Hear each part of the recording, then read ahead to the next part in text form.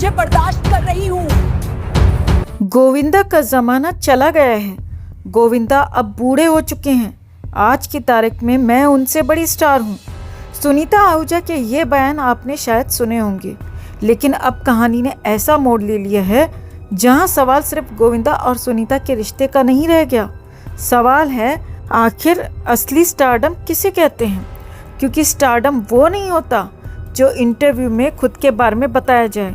Stardom वो होता है जिसे दशकों बाद भी लोग आपके नाम से महसूस करें, और गोविंदा के साथ शायद यही हो रहा है। हाल ही में सुनीता के गोविंदा पर लगातार किए गए कमेंट्स के बीच एक ऐसा वीडियो सामने आया जिसने सोशल मीडिया पर तहलका मचा दिया। गोविंदा ने कैमरे के सामने सुनीता को साफ शब्दों में अपनी हद में रहने और चुप रहने की बात कही। उन्होंने ये तक कह दिया कि जब मैं अपने काम पर वापस लौटने की कोशिश कर रहा हूँ तो मेरा ही काम खराब मत करो। अब ज़रा सोचिए, एक तरफ गोविंदा हैं जिनके बारे में कहा जा रहा था कि उनका दौर ख़त्म हो गया, दूसरी तरफ वही गोविंदा हैं जिनके एक वीडियो के बाद सोशल मीडिया पर उनके समर्थन में फैंस की बाढ़ आ गई, और यहीं से कहानी और दिलचस्प हो जाती है। कई सोशल मीडिया यूजर्स ने सुनीता को जमकर ट्रोल करना शुरू कर दिया। गोविंदा के समर्थन में वीडियो बनाए जाने लगे और कुछ फैंस तो हद पार करते हुए सुनीता का पुतला तक बनाकर बैठ गए। उस पुतले के सामने आपत्तिजनक बातें कही गईं और बाद में उसे जला दिया गया। हालांकि किसी भी महिला के खिलाफ ऐसी हरकत को सही नहीं ठहराया जा सकता, लेकिन इन वायरल वीडियोस ने एक सवाल ज़रूर खड़ा कर दिया। अगर गोविंदा का स्टारडम खत्म हो चुका है तो फिर आज भी उनके नाम पर इतना जुनून क्यों है? 90s में गोविंदा सिर्फ अभिनेता नहीं थी, वो अपने आप में एक पूरा मनोरंजन उद्योग थे। उनका डांस अलग, उनकी कॉमेडी अलग, उनकी टाइमिंग अलग, और सबसे बड़ी बात, उनका जनता से कनेक्शन अलग था। आज गोविंदा लगातार फिल्में नहीं कर रहे, फिर भी जब किसी इवेंट में उनका नाम लिया जाता है, जब वो स्टेज पर आते हैं तो लोगों की नज़रें अपने आप उनकी तरफ चली जाती हैं। यही फ़र्क है लोकप्रिय होने और स्टार होने में। लोकप्रियता आज है, कल कम हो सकती है, लेकिन स्टारडम वो वक्त के साथ बूढ़ा नहीं होता, वो यादों के साथ और बड़ा होता जाता है। इसीलिए शायद गोविंदा के मामले में असली सवाल ये नहीं है कि उनका ज़माना गया या नहीं। सवाल ये है, जिस आदमी को लोग खत्म हुआ स्टार बता रहे थे, उसके नाम पर आज भी इतनी हलचल क्यों है? शायद इसीलिए क्योंकि कुछ सितारे फिल्मों से दूर हो सकते हैं, लेकिन लोगों के दिलों से नहीं, और गोविंदा शायद उन्हीं सितारों में से एक हैं। इस पूरे मामले में आप किसके साथ हैं, सुनीता के साथ या गोविंदा के साथ? कमेंट में ज़रूर बताएं और वीडियो को लाइक और शेयर कर अपना प्यार और सपोर्ट भी ज़रूर दिखाएं। 40 साल से तुझे बर्दाश्त कर रही हूँ। तू बाप है कि क्या है? जब ये लाइन किसी बाहर वाले ने नहीं बल्कि खुद पत्नी ने कैमरे के सामने बोली हो तो समझ लीजिए मामला सिर्फ घरेलू झगड़े का नहीं रहा। एक वक्त था जब गोविंदा अपनी पत्नी सुनीता के साथ शोज में नजर आते थे। गोविंदा कम बोलने वाले, बहुत संभल कर बात रखने वाले, और सुनीता बेबाक, बिंदास, बिना किसी डर के सच कहने वाली। लोग इस कॉन्ट्रास्ट को पसंद करते थे। सुनीता की बेबाकी ही उनकी पहचान बन गई थी, लेकिन आज तस्वीर बिल्कुल बदल चुकी है। आज अगर सुनीता किसी पॉडकास्ट में जाती हैं तो टॉपिक एक ही होता है, गोविंदा।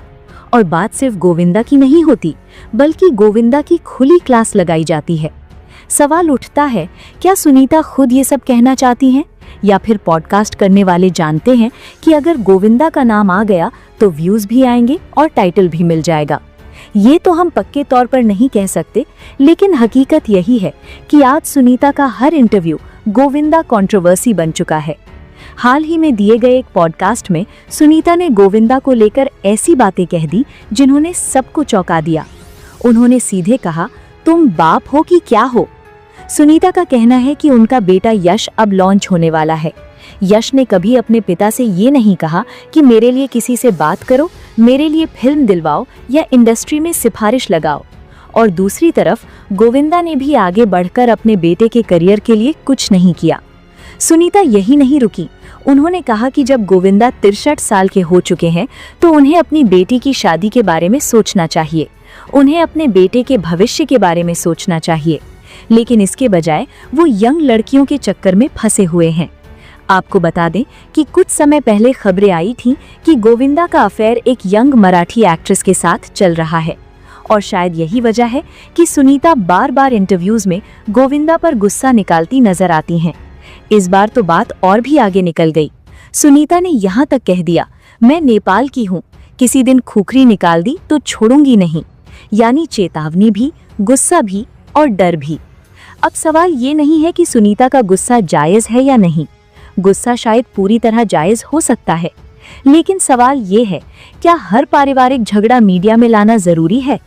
पहले कृष्णा कपिल शर्मा शो में गोविंदा को लेकर तंज कसते थे, वो सिलसिला बंद हुआ। अब वही काम खुद पत्नी कर रही हैं। और जब घर वाले चुप होते हैं तो इंडस्ट्री के कुछ पुराने लोग आगे आ जाते हैं। कोई कहता है गोविंदा बहुत लेट आते हैं, कोई कहता है वो बहुत ज्यादा सुपरस्टिशियस हैं। कुल मिलाकर गोविंदा का नाम आज भी चलता है, चाहे पॉजिटिव में लो या फिर नेगेटिव में। लेकिन असली सवाल यही है, क्या गोविंदा सच में गलत है या फिर उनकी निजी जिंदगी को जरूरत से ज्यादा उछाला जा रहा है? आप क्या मानते हैं? कमेंट में हाँ या ना या सही गलत लिखकर अपनी राय जरूर रखें और वीडियो को लाइक और शेयर कर अपना प्यार और सपोर्ट भी जरूर दिखाएं। क्या आपने कभी महसूस किया है कि आपने अपना सब कुछ दे दिया फिर भी आपको बाहर ही खड़ा रखा गया? क्या आपने कभी देखा है कि लोग आपकी मेहनत इस्तेमाल करते हैं लेकिन आपके सच से डर जाते हैं? अगर हाँ, तो ये कहानी सिर्फ कंगना रनौत की नहीं है। ये हर उस इंसान की कहानी है जो सिस्टम के अंदर रहकर भी कभी अपना नहीं बन पाया, क्योंकि बॉलीवुड में एक आउटसाइडर हमेशा आउटसाइडर ही रहता है। आप कितने भी बड़े बन जाएं, आपके पास कितने भी अवार्ड क्यों ना हो, जब तक आप सवाल नहीं पूछते तब तक आप ठीक हैं। लेकिन जिस दिन आपने बोला उसी दिन आप प्रॉब्लम बन जाते हैं। और कंगना रनौत ने सिर्फ बोला नहीं, उन्होंने सीधे सिस्टम की आंखों में आंख डालकर सवाल किया। 4 national award, highest paid actress, बिना किसी फिल्मी खानदान के अपने दम पर बनाई हुई पहचान। लेकिन फिर भी जैसे ही कंगना ने नेपोटिज्म, पावर लॉबी और इंडस्ट्री की गंदी प्रैक्टिसेस पर बात की, दरवाजे बंद होने लगे, पार्टियों से नाम कटने लगा, फिल्में हाथ से निकलने लगी, ब्रांड डील्स कैंसिल हो गई। ये कोइंसिडेंस नहीं था, ये पैटर्न था। और अब जो खुलासा सामने आया है वो इस पैटर्न को और ज्यादा डरावना बनाता है, क्योंकि अब बात सिर्फ एक्ट्रेस और डायरेक्टर्स की नहीं है। अब सवाल उठता है, क्या म्यूजिक इंडस्ट्री भी आइडियोलॉजी के हिसाब से काम करती है? क्या डिजाइनर्स भी गैंग बनाते हैं? और यहीं से कहानी लेती है एक खतरनाक मोड़। कुछ समय पहले AR रहमान ने कहा था कि इंडस्ट्री में पावर अब क्रिएटिव लोगों के हाथ में नहीं है। उन्होंने कहा, पिछले 6-7 सालों से उन्हें ढंग का काम नहीं मिल रहा और इंडस्ट्री में कम्युनल चीजें बहुत ज्यादा हो रही हैं। इस बयान के बाद AR रहमान को बैकलैश झेलना पड़ा, उन्हें सफाई देनी पड़ी, माफी तक मांगनी पड़ी। लेकिन इसी बीच कंगना रनौत ने एक चौंकाने वाला सच सामने रखा। कंगना का कहना है कि उन्होंने अपनी फिल्म इमरजेंसी के दौरान AR रहमान से मिलने की कोशिश की थी। वो चाहती थी कि अपनी कहानी उन्हें नरेट करें, उनके साथ काम करें, लेकिन AR रहमान ने मिलने से ही मना कर दिया। बाद में कंगना को पता चला कि इमरजेंसी उन्हें एक प्रोपेगेंडा फिल्म लग रही थी।